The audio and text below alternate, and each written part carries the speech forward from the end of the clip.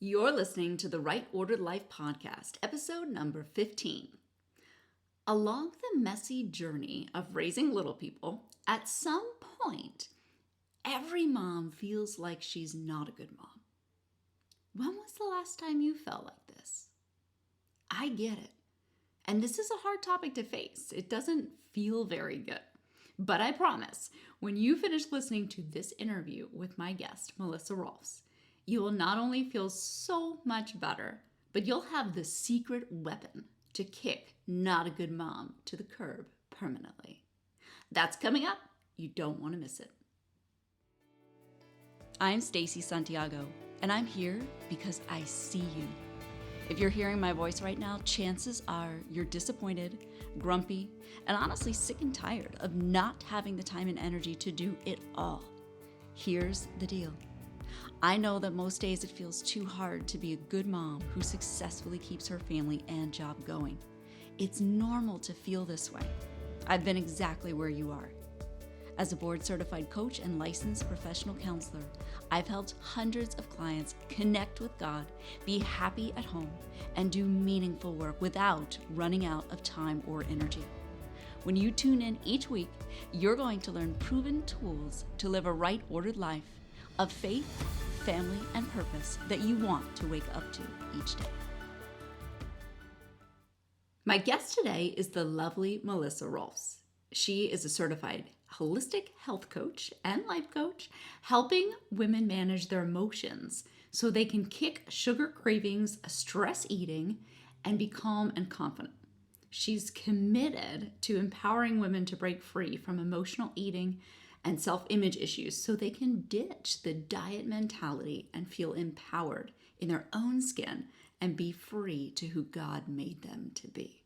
I love her mission. Hey, Melissa.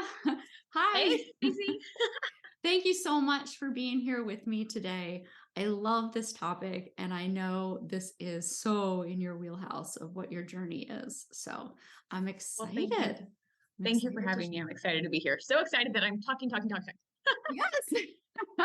Well, you've been on this journey of trying to do all the things that a good mom does and to feel like you're doing a good job. And that's been painful. I mean, you've had emotional, physical consequences that you've had to recover from.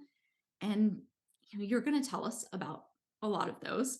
So, do you want to start by first sharing where this meaning, this concept of being a good mom, where did that come from for you? I think for me, it came from being raised by a single mom.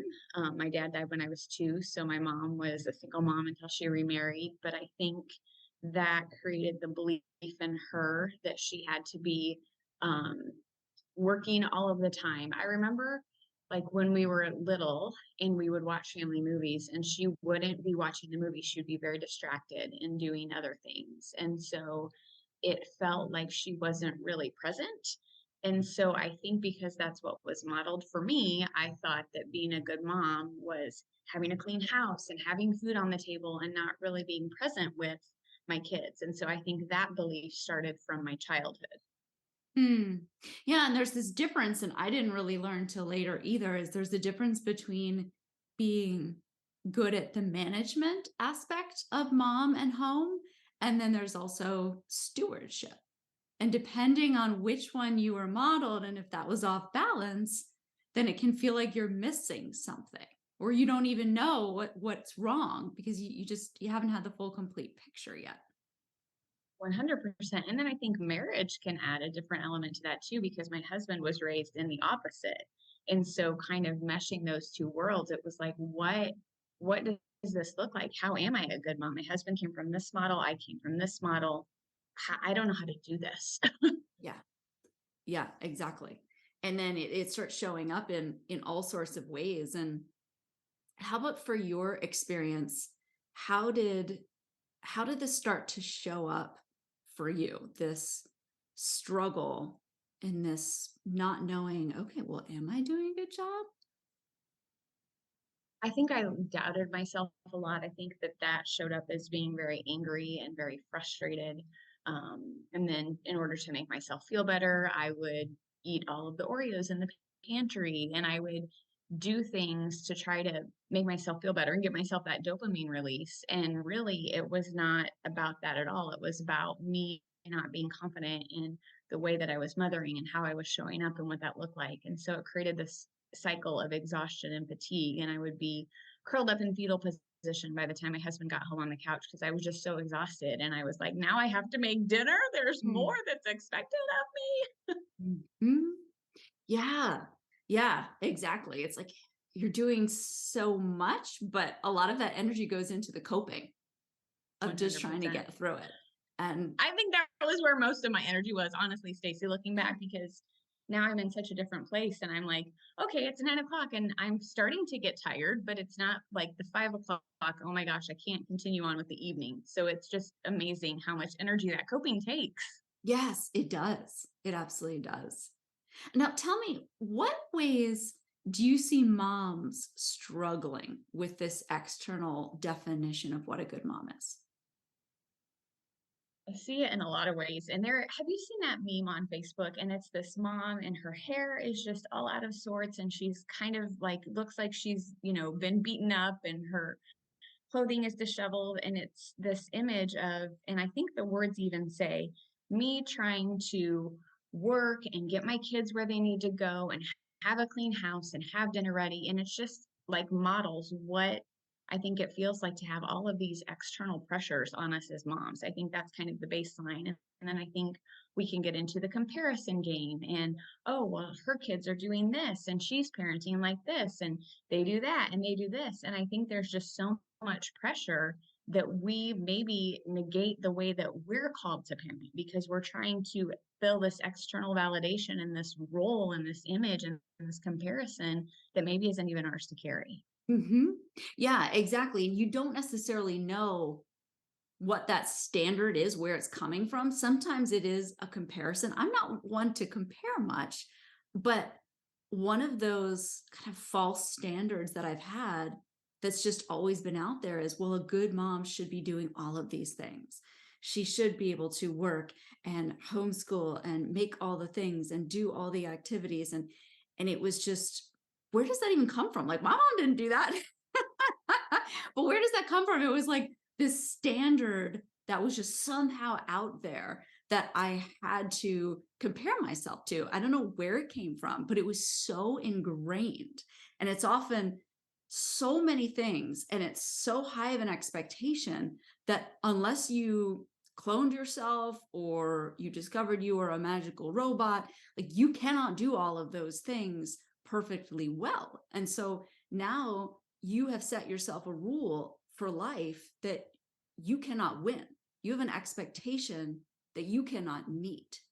And that emotionally every day then is a losing battle. And then you're modeling that for your kids Yeah. because more is caught than taught. So you may not, verbalize that and you may not articulate it, but they're picking up on that. Yeah. Yeah, it is. And you wish that you had more to give. And when you can't figure out how to rewrite the rule, when you can't figure out what to break free from, it just feels so heavy and so toxic. Like you're in this prison that you can't get out of. Absolutely. Absolutely. That's exactly how it is. Yeah. You feel stuck. You don't feel good enough. You feel like you're failing. You feel all of these things that aren't even true. It's because you have this expectation of yourself that's completely unrealistic and no person in earth could do it. Yeah. And it's interesting too, because we worry so much about, well, what's this doing to my kids? Like, well, I'll just be honest, like all our kids are probably gonna need therapy at some point anyway, just like we all do. But we put so much on ourselves to produce this best life perfectly for our kids so they grow up as some kind of ideal. But maybe that's not God's plan. Maybe God actually wants to carry, you know, I don't know, 75% of that. And you're just kind of tilling the fields. You're just doing a small percent of that. But we take that away from God and we say, oh no, that's on our back. We're carrying that. We have to produce it. We have to, almost forcing it like it's a square peg that has to fit in the round hole. And I think that gets us into trouble too. 100%. Or we do what I'm guilty of, Stacey, of I'll give it to him and then I'll take it back. And then like it's this catch. It's like, no, just leave it there. Leave it in his hands. He's got it. He's doing such a better job than I could ever, anyways. Yes, children are going to grow up with certain hot messes. I know I did, but I wouldn't be who I am or do what I do today if I didn't go through that. God will always use it for good. He knows, and he doesn't have that expectation for us that we are going to be absolutely perfect parents, that we're never going to lose our temper, that we're never going to get tired, that we're going to always make the right decision. We're always going to choose the right and consistent discipline. I don't think he has that expectation for us. Not at all. Not at all. In fact, as we're speaking, I'm remembering reading a book when my kids were little, and I think it was by a psychologist, and it was talking about how most children don't remember things until they're like 5 or 7. And so what I did when I read that, Stacey, was I was like, okay, I have 5 to 7 years to figure this thing out. So my kids won't need therapy. Like I can do this. And like I put that expectation on myself too, because at that time, my goal was I don't want my kids to go into therapy. I want to be the mom who doesn't have that. And that's just completely not realistic. Like everybody has hurt, they have wounds, they have things they need to heal from. And so to like put that on myself was just even more of that heaviness of the expectation. Yeah. Yeah, exactly. It's the weight of that. It's so much to carry, and we don't need to. God doesn't intend for us to. What are some of the emotions that are at the root of not being a good mom? What are some of those emotions that are so closely tied to that belief? The first thing that comes up is shame, like almost like you feel like you're failing or you're not good enough. I think that's another one is the lack of enough. Like we are enough just as we are. Like the Bible is very clear about that. But I think so many times we tend to think that we're not enough because we're not doing this or we're not doing that or because we're not whatever, whatever. And that's not biblical. Like we are enough. And so I think that's a big one, which I think leads into identity. Like, who am I? Who did God call me to be? How do I show up in the world? Am I living out that call or am I trying to be something I'm not? I think those are probably the three main things that come up. And I think fear too, like there's this fear that you're failing as a mom or you're not good enough. Like they're all interconnected. Mm-hmm. Yeah, I resonate with all those on the same page of shame and fear and guilt and not enough. Not enough is one of the core deficits that's so common, that so many people carry in some way. Not enough. And when we look at our children every day, if that's something that we're living by, it's almost like a little torture. It's like every day we almost make the mental note in our head. And sometimes we hear it with the negative self-talk. It's just the script running. Here's the story today of how I screwed up, of how I wasn't enough, of how I damaged Bobby and Susie. We just get that message all the day long. And it's really tears us down. And not just in our role as a mom, but in our role as a beloved child of God, as a wife, as a daughter, a friend, a sister, and all those other roles suffer too. And our health suffers too. Absolutely. Tell me for you, what were some of these consequences that you saw in yourself physically? What started happening for you? I was just angry. I was exhausted. I was not showing up as the mom that I wanted to be. I was very short fused. Didn't want to play with my kids. I didn't want to do anything with them. I felt like I had to keep the house clean and they made a mess and I had to clean it up. And like it was more of me like managing them almost instead of engaging and being present and really giving them who I am and being vulnerable with them. It was like I had this wall up of I have to keep myself safe so I don't get hurt or I don't mess you up or whatever I was thinking at the time. But it was exhaustion, it was my emotions. I was a hot mess. Yeah. Yeah. And then, like you're mentioning, turning to things like food And tell me about the Sugar was my pantry. life. Tell me what happened in the pantry, Melissa. Oh, girl, sugar was my best friend. Like I was in there, like just eating all the Oreos and the Swedish fish and the Diet Dr. Pepper and just trying to like get through the day. It was very much my crutch to try to make me feel good, to make me feel better, to give me the energy to push through, but it was sucking my energy anyway. Yeah. Yeah. When we are in that painful state, primitive brain is always going to strive for relief, and we'll reach for really the quickest things that are in front of us. And oftentimes that is food, sugar, Mhm. or alcohol, because that But let's be translates to honest. brain. Oh, you feel better. Yeah, but as a woman of faith, I couldn't do the alcohol because there would be judgment and there would be, you know what I mean? So sugar was like socially acceptable. It was legal. It was, Illegal. it's okay. Yeah. Yeah. It's like sugar is more addictive than crack, but it's Mhm. acceptable and it's legal. Yeah. That's a whole nother topic. But yeah, It and I totally is. resonate with that as I have hidden in the pantry several Mhm. times myself, and hoping that they don't find me before I can shovel a few handfuls of chocolate chips in my face. Because you don't want to share them. I mean, that was my MO. Like, no, this is mine. Like, I need something of my own. You've taken my body, you've taken my house. Let me have my food. Yes. Yes, it's weird how it works like that. It's like you want to be generous and you know you're giving them some stuff. But when it comes to that like one thing or those two things that you're like, no, this is mine. This one's mine. You take everything else, but this is mine. Yeah. And then you, you feel guilty for that too. Yeah, it's like this whole cycle that just perpetuates shame, unhealthiness, and the negative self-talk each day. So, how do we begin to shift the old belief that keeps us feeling like we're falling short?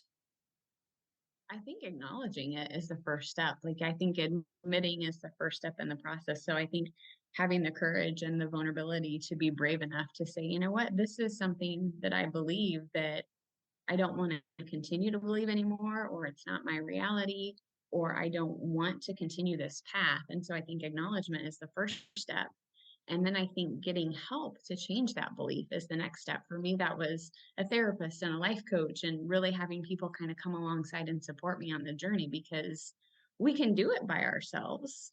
But I think that God intended us to be in community and to do things together. And I've always heard that when you have that support, you're likely to get the results faster. And I felt like for me, my kids were young. I didn't want to continue. Like, why would I want to slow that process down if I could have some help and get further along the way? Mhm. Yeah, and I like what you said there about it always starts with that awareness, that acknowledgement. I'm feeling this way. Something probably isn't right here. I don't know what it means or how I could change it, but that's just step one. There's so much empowerment in first acknowledging and being able to recognize what that emotion is, what's going on for you. And I think too, Stacy, what you just did was really powerful because you were curious with it. You weren't judgmental. You weren't like, oh, I shouldn't feel this way. This is bad. This is wrong. But you were like, why do I feel this way? And you were really curious with it. I think that if we can replace judgment with curiosity, that's also going to be a game changer. Yeah, and that's huge. And you just put yourself in the place of what if I was talking to my friend? Would I harshly judge her? Would I say, oh, she's so weak. Look at her. She's just eating sugar and gaining weight and she can't hold it together. You would never say that to a friend, right? Or a family member that you're close with. Like you just wouldn't talk that way. So yeah, Mhm. shifting to that curiosity and understanding for yourself, some of the language that I give to clients to help them to do that is to say, I'm humaning. Oh, okay. I'm recognizing I'm feeling something right now. I'm humaning. Mhm. That's a little pattern interrupt. So you don't automatically go into the spiral of judgments. Okay, I'm humaning. Yeah, because last time we checked, you are a human. This is Amen. normal. Yes, it may feel erratic and out of control, but newsflash, it is normal. Mhm. Yeah, curiosity is a good place, and there's a lot more safety when you're there. So I think one of the big things, and you can share for you too, is how maybe like what you began to do as you had help to shift this. I know for me, I had to hear this message different times from different coaches that I worked with as well to really understand and accept it, is that you can define what being a good mom is. You can own that definition, just like you get to define what your value is. Nobody else can do that for you. Nobody else gets to decide. You decide what your inherent value is, and you get to decide what being a good mom is also. Does that make sense for you? Totally, totally makes sense. And I think that's part of shifting from that belief of what we came from, because that doesn't have to be our reality. Mm-hmm. Yeah, yeah, exactly. And so, well, I'll ask you, tell me what changed for you when you were like, oh, wait, okay, I can be a good mom if I'm like this. And you started to be in control of that definition. What were some of the things that you were able to accept about yourself? And what were some of the things that you were actually freed to kind of celebrate about yourself? Gosh, those are good questions. I think I have always had a knack for being an entrepreneur and kind of having something of my own outside of motherhood. And I think there was a lot of guilt associated with that because, again, coming from my belief, being a good mom was being there all the time with my child and maybe not being present, but being in the home and cleaning and having this image that I had created because that was my belief. And so I think there was some guilt and maybe some shame around that. But once I acknowledged, you know what, this is who I am. This is the way that God made me. He's given me these gifts, these talents, and these abilities. And when I'm using them, even if I'm not fully at home, I am happier when I am home. And so I think that I'm called to do both and I think Yeah. so many times we think it has to be I'm a mom or I'm a this or I'm a that, but you can be both and. God is creative and He has given us gifts and talents and abilities. And when we're using them, that's when we're really fulfilled and we're able to show up and be the best version of ourselves, which translates to us being the best version for our families, for our spouses, for our communities. And it's a beautiful ripple effect. Because if you have gifts and talents and abilities and you're hiding them, you're not serving anybody and you're frustrated because you feel unfulfilled. Mm-hmm. Yeah, I love that. So for you, you were able to define, okay, my highest best self as a good mom is the both and, that I get to use my talents to serve others and be present with my children. I love that. And that's a big one too, is giving ourselves permission to define good mom as both and. I work and I'm a mom. That one's a huge one. I Big know one. for me, one of the things that I needed to let go of was, I'm not a play mom. Like, I'm just not, okay, let's go make, stick our feet in paint and walk all over the place, or let's just throw spaghetti everywhere and see where it lands. And like, I'm just not naturally a play kind of mom. I'm more of like, so let's talk about mindset. I'm more like that. So I just came to accept that. That's part of God's design for me. And that's okay. I don't have to be all the things. I can still be a good mom and celebrate the things that I do especially well with organizing, schedules and plans and supplies. Like that's pretty well nailed down. Like, so allow that to be celebrated instead of just judging constant deficit. I think that was an example of me kind of redesigning and creating my own definition of what a good mom is, and a mom that my boys need. It might not be the mom everybody's boys need, but for my kids, that's, God gave them to me for a reason, and that's part of what I'm here to offer them. And what I think will be cool for you, because I'm kind of experiencing this now, as they get older, how God will use those skills and talents and abilities. Because our daughter is a freshman basketball player. And before the season started, the coaches asked if I would be the team mom. And I have loved it because I'm using that organizing and that leadership and that, skill building and that being present and like it is the best thing. So I'm like, not only am I getting to give that to my kids, but I'm getting to give that to the basketball girls too. And that just is just such a gift. So I'm excited for you to see how that will go as your boys get older.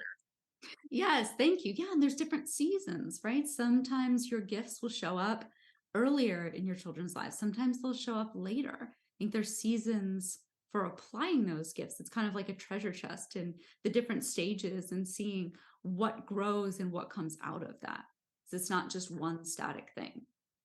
No, and I think that was very much my mindset, like, everything has to be this way, it has to stay this way, and that's why parenting was so hard for me, Stacey, because it was like by the time I got those kids on that nap schedule, they would change, and then I'd have to pivot and fix it, and it's not static, and I think I'm learning to go with the flow and being flexible has made it much more enjoyable. Hmm. Yes, yes, exactly. And, part of the new definition that I want to invite all our listeners to adopt is that being a good mom is healing your inner Mhm. wounds and taking care of yourself so you can show up as your best self, modeling the love and wellness, being that bright life God designed you to be for his glory. Say more about that. It's so true because I think for me, I became the mom that God created me to be once I had healed and I had worked through some past hurts. I have childhood trauma, so I was diagnosed with PTSD when my daughter was 2 and our son was a newborn. And for me, going on that healing journey and working through that has been so powerful because the anger was gone, the bitterness was gone, the resentment was gone, like all of that hurt that I was holding on to in my body, in my mind, all of the places was free. Like God set me free from that. And so what I think is really cool is that it changed how I showed up as a mom. I think it allowed me to be the mom that he created me to be for this time and for this purpose. And as a result, I'm getting to help my kids through that. Like high school years are no joke, as we know, because we've gone through them. But I feel like I'm able to enjoy this season so much more because I worked through that hurt. I think a lot of times people are scared of teenagers because maybe it triggers how they were in high school or memories and they haven't worked through that. But for me, I'm like, this is the best. I love this. And I'm able to help these kids learn how to forgive and really heal from some stuff that would have been helpful to me when I had been a teenager. And Mm. so I think that healing and that wholeness and modeling that for them really sets this next generation up to be healthy mentally, physically, emotionally, spiritually. And I think we could all use that. Hmm. Yeah, I like that. And so I want to say that again because this is really important is what if being a good mom is healing your inner wounds and taking care of yourself so you show up as the best version of you, so you model love and wellness, so that you have created this space in partnership with God so that his grace can flow more freely and abundantly in your life. What if that means being a good mom? Like that's awesome. Not struggling by ourselves and just staying in the woundedness and the hurt. And it's kind of like this. It's you have a choice where you could go through life with green glasses on and you just see everything green, green, green. Or you can take those off and you can actually put on the yellow glasses and whoa, that's almost like the 3D where things like start exploding in color and come to life. That's the choice. I want to see life for my kids through the yellow glasses. I want to help them find the yellow glasses too. And that starts with our own healing. 100%. You can't give somebody something you don't have. And Yes. so I'm a big proponent on you've got to do the work first and then you can show them how to do the work because there's going to be instances that you've gone through that you can help them through. And so I think us doing the work creates that path and not even for our own kids, but for their friends and for the sports teams that are on and the musicians that they're a part of or whatever that looks like for your kids. Like you can have this ripple effect because I'm seeing it and it's really quite exciting. Hmm. Yes. Yes, it is. And that, when you think about some of the things that help us along the way to this healing, tell me, what's your take on the role that forgiveness plays in feeling like a good mom? It's huge. It's huge. It's huge. It's huge. It's so interesting because, with my dad's death, he was murdered. And so I had to forgive the man that killed my father and took that from me. And so I think being able to go through that enables me to help my kids forgive classmates who maybe say something negative or breakups or whatever that looks like. And it really teaches them how to forgive because when we don't forgive, we're bitter, we're angry, we're resentful, and we hold that. And what does the Bible say? We're to forgive seven times 70, right? And so we cannot keep that. because that's a spirit of offense and that creates a door for the enemy to come in. So we've got to be forgiven to be free. And I think it frees us. It doesn't like enable or invalidate or say that what the other person did is okay, but it sets us free. That's what forgiveness does. And so I think in order to walk in that healing and that wholeness that God intends us to have, we have to forgive. It's a key piece. Yeah, and it's really interesting too, because we're forgiving on all different levels. We're forgiving events and people around us, but we're also forgiving ourselves. And God's beaming at us this mercy and this forgiveness all day long. And yet we put up this barrier sometimes and say, no, God, you may want to give me mercy and forgiveness, but I'm going to hold this against myself. Or I'm going to I'm going to forgive everybody, but I can't forgive this one thing that this person did. And that just blocks us from that inner peace and being able to say, okay, wait a minute. I can accept myself. Like I can see good in myself. You're really not going to get to a place of self-acceptance if you haven't traveled that road of forgiveness. 100%. And I think sometimes we find it hardest to forgive ourselves. And I think that's another really key piece is that we can forgive everybody but ourselves. Yeah, we do. Doesn't serve anybody either. No, we hold it against ourselves. Like we're the ones who everybody else got free pass. Like I got out of jail cards and everybody else gets the mercy, but we do not.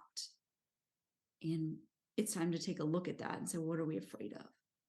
What are we really afraid of if we let that judgment go of what we hold against ourselves? What would that mean if we let that go? And that may take a little journal time to sit down and explore that, but it's absolutely worth it. The more you let go and you clear out of the old, the more space there is in the garden for the fruits and the flowers that you want to grow. Awesome. Okay. Flowers need pruning, so do our hearts. Yes, exactly. Okay, so I want to ask you this. This is a favorite question of mine that I find super helpful for our listeners. What was the most powerful internal shift you've ever made that had massive impact on your life, but you needed help to make it? I think the most powerful internal shift that I made was acknowledging that I mattered and I was worth taking care of. I think for me, I got buried underneath the lies that I'm a mom, I don't matter, I don't have any needs, it's all about my kids. And I was so focused on meeting their needs that I kind of lost myself. And so for me, to acknowledge that I mattered and that I was worth taking care of. Initially, it felt very selfish, Stacey. And I was like, I don't know. I have to give it to my kids. But then when I realized, you know what? I'm doing that and this is not working. I'm not happy. I'm miserable. I'm exhausted. I'm crabby. I'm binging in the pantry and in the bathroom, eating all the Reese cups. Like this is not doing anybody any service. I think that was the thing was that I needed to acknowledge that I mattered and I was worth taking care of, but I had to have help because you just don't walk around thinking, oh, I matter. I'm worth taking care of. Go me. Like,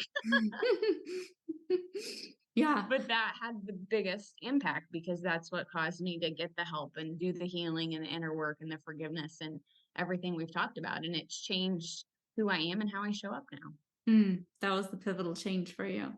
Yeah. And it's something that you do need a little help. It's, the inside of the jar can't read the outside label. You need help along that journey, but it is absolutely worth it for what you get back. What you're freed to do and how you're free to live is priceless. Yeah, I love that. And I think too, the impact you can make with that. I think when you acknowledge that you matter and you're worth taking care of and you have needs and it's okay to have those needs met, you can then show the younger generation that and you can teach them that. And so they're not kind of operating in that deficit that I was, working out of, oh, woe is me. I'm such a martyr. Like, yeah, I think that can have a really pivotal impact going forward on future generations. Yeah, and how to meet those needs in a healthy way. There's a difference between buffering and a coping mechanism to quote meet needs versus actually doing healthy self-care, taking care of yourself spiritually, emotionally, mentally. Those are different things. Percent. Yes, yes. Awesome. Oh, Melissa, thank you so much for this conversation. It's been so helpful today. And so, listeners, I want to tell you what Melissa has to share with you today. So, we talked a lot about sugar today. And so, she actually has this guide to kick sugar cravings to the curb. So, I am going to link that in the show notes. And I will link also to her website. So, if you want to reach out to Melissa, grab that sugar craving guide there. And if you want to connect with her, share with her something that resonated with you today. I know she would love to hear from you. So thank you so much, Melissa. I so appreciate your journey. We have walked similar paths. And thank you for being willing to share all of that experience and advice with us today. Well, thank you, Stacey, for creating space. I think the more space and the more freedom moms have to talk about this, the more healing will happen because they know that it's okay. Yes, that is right. You're not alone. And this stuff is normal, my friends. You are normal and you deserve healing. You deserve to take care of yourself. This is all normal. All right, awesome. Thank you so much, Melissa. Thank you, Stacey. All right, my friend, I want to leave you with this quote by Jill Churchill. There's no way to be a perfect mother, and a million ways to be a good one. If you've ever got a question you'd like to ask me, I'm a real human. DM me on Facebook or email me directly at stacy@stacysantiago.com and I'll respond personally. I always look forward to hearing from listeners like you, so I look forward to seeing your name in my DMs or inbox. Coming up next week on the show, we're talking about something you hide from other people and even yourself: resenting your home. How are you supposed to be joyful and not just put on a fake happy face, but truly feel joy doing all the monotonous chores and home management duties? If you've ever felt frustrated with the physical condition of your house, the burden of chores, and the constant mess at home, next week's show is for you. So go share the show with your friends and invite them to tune in with you and learn how to connect with God, be happy at home, and do meaningful work too. I'll see you back here next week, my friend. Until then, celebrate that you are one step closer to living your right ordered life.